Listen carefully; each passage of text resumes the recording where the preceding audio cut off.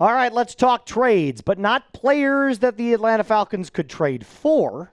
2 players that they could trade away. Welcome in, Falcons fans, to Falcons Today by Chat Sports. My name is Moose. On today's episode, I'm going to tell you about ESPN's most recent article from our guy, Jeremy Fowler, who basically ranked all top 25 trade candidates heading into the NFL trade deadline. Now, what do we know about the NFL trade deadline? Well, we do know this. It's coming up on November 4th, which is less than 2 weeks away at the time of this recording. They gave a likelihood percentage to be traded. So 100% means it's going to happen. 0% means it will never happen. And then they also gave the best fits for each players on this list. And on the list of the top 25 players, they list 2 Falcons players. Kirk Cousins coming in at, I believe, number 21. And Arnold Ebikete coming in at number 17. Now, before we break down anything surrounding what this could mean for the Atlanta Falcons and why moving these players could or could not happen, if you need more Falcons content in your life, Moose has got you covered, my friends. All you got to do is hit that little bell icon. Select the all option. Never, ever miss a time that we post. I'm going to hold you to it. Hit that bell icon, please. All right, let's talk Kirky. Kirk O'Chains, Cole's Cash Kirk. Give me some of that Cole's Cash. Look, we're going to talk about it again, but to be completely honest with you, I'm so tired of the Kirk Cousins trade rumors. It's been something we've talked way too much about. But Jeremy Fowler, of course, had to list him because he is a $27.5 million backup quarterback. He is a quarterback that could end up starting. Here's what he said. Like with Russell Wilson, Kirk Cousins would need injuries at the quarterback position to spark a market. He's 37. He struggled with interceptions last season, failed to mention the injury. But with Cousins, he could help a team in a bind. Wilson has more of a team-friendly deal than that of Cousins, whose $10 million guarantee in 2026 is definitely a hurdle. Carson Wentz's Week 7 struggles with the Vikings make Cousins a reunion in Minneapolis a convenient talking point for fans and media, even with J.J. McCarthy soon returning from an ankle injury. First of all, let's just say this. Can we stop? We can't still be talking about Kirk Cousins trades, can we? Like, it's not going to happen. Period. It won't. And ESPN also seems to think so. They gave Kirk a 20% chance to get moved at the deadline. And look, the only team that would be even remotely interested right now is the Minnesota Vikings. Carson Wentz is booty cheeks. J.J. McCarthy looks like he's a bust. There are so many issues that Kevin O'Connell, who everybody is claiming is this offensive mastermind, this guru, this quarterback whisperer, is clearly fiending for a quarterback. JJ ain't it. They got rid of Sam Darnold. That was a stupid decision. A dumb decision, if you ask me.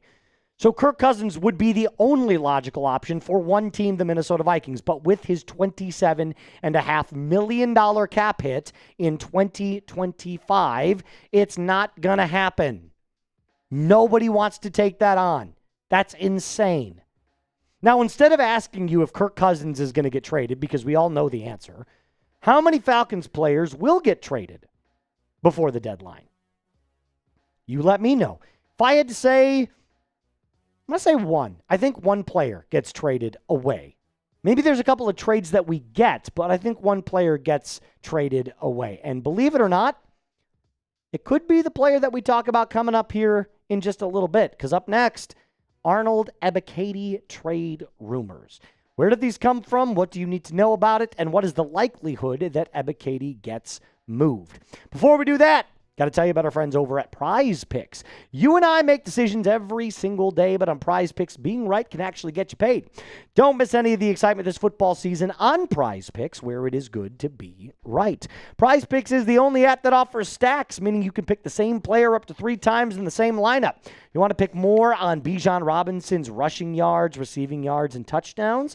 You can now do that in the exact same lineup only on Prize Picks. You can also follow other Prize Picks players directly on the app in the brand new feed tab and copy their lineups in just one click, whether it's a celebrity partner like producer Alper or just someone whose picks you love. Just hit that follow button. Make your lineup in as little as 30 seconds. Pick the player, the stat projection, The more, the less. Watch your money multiply. It is that easy. So go to your app store right now. Do go Moosey a favor and download the Prize Picks app today. Use code CLNS to get $50 in lineups after you play your first $5 lineup. That's code CLNS to get $50 in lineups after you play your first $5 lineup. Prize Picks. It is good to be right. Mr. Ebiketie, where are you? I didn't even realize this was going to be a thing. It's kind of popped out of nowhere for me. But believe it or not, Jeremy Fowler is claiming that this has been going on for quite some time. So here's what he had to say specifically about an Arnold Ebikete trade. Ebiketie has had trade interest dating back to the offseason. The 2022 second-round pick is on an expiring contract, and rookies James Pierce Jr. and Jalen Walker are a big part of Atlanta's future at edge rusher. The Falcons don't necessarily want to trade Ebiketie, but typically at least listen to offers when presented. Now, before I get into my thoughts about that, here is what ESPN listed as the best fits for Arnold Ebikete. The Dallas Cowboys, who traded away Micah Parsons and can use all of the help that they can get on defense, and the Chicago Bears, who are also needing an edge rusher. We also know that Grady Jarrett is over there in Chicago as well, so Ebiketie could join his former teammate. Still, though, ESPN only gives this a 25% likelihood of an Ebiketie trade. So higher than a Kirk Cousins trade, which is, kind of expected at this point, but it still is like a 1 in 4 chance. I don't think the Falcons want to make this deal. What I do think they want is somebody to call them up and offer them a fortune for Arnold Ebikete. Maybe like a 3rd-round pick, but you're not going to get that. His production just hasn't been good enough. It hasn't. And with the emergence of guys like Jalen Walker, and with the additions of Caden Ellis and James Pierce Jr. and all of these different pass rushers. David Onyemata is playing well this year. Zach Harrison is playing outstanding this year. Arnold Ebikete's just been okay.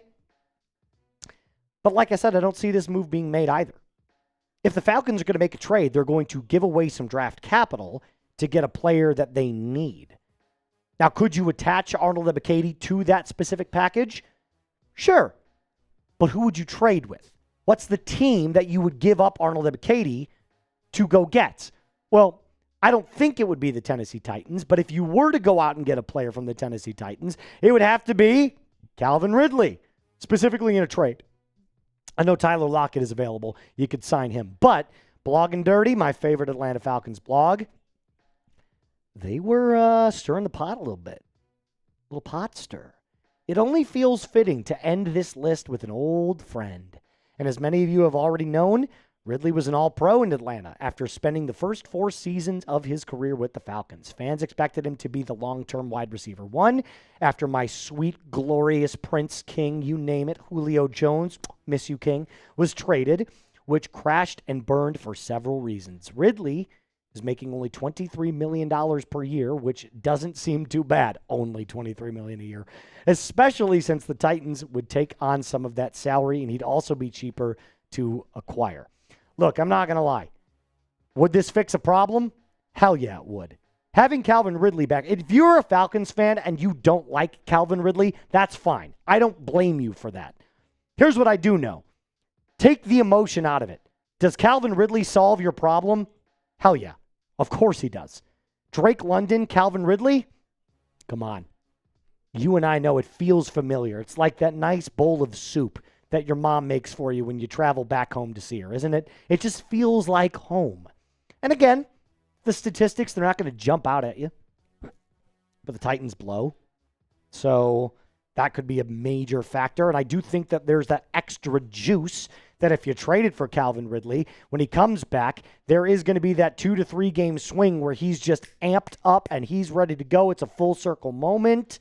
It feels good to have him back, and you could squeak out a win over the New England Patriots. You could beat the likes of the Indianapolis Colts in this time span. There's some really good teams that you're going to be going up against here pretty soon. I'm not even mentioning the Carolina Panthers and the New Orleans Saints in division. Plus, you still have to end your season with the Tampa Bay Buccaneers as well. Arizona Cardinals are in there somewhere too. You could beat them as well. There's a lot of wins still on the table, but you're not going to beat anybody if you don't have the weapons to give to Michael Penix Jr.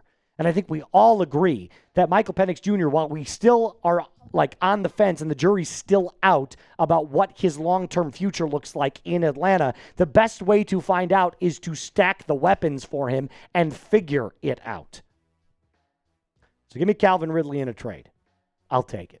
That's going to do it for us on today's episode. A reminder to hit that subscribe button. Rise up, Dirty Birds fans. Like the video. And as always, be cool.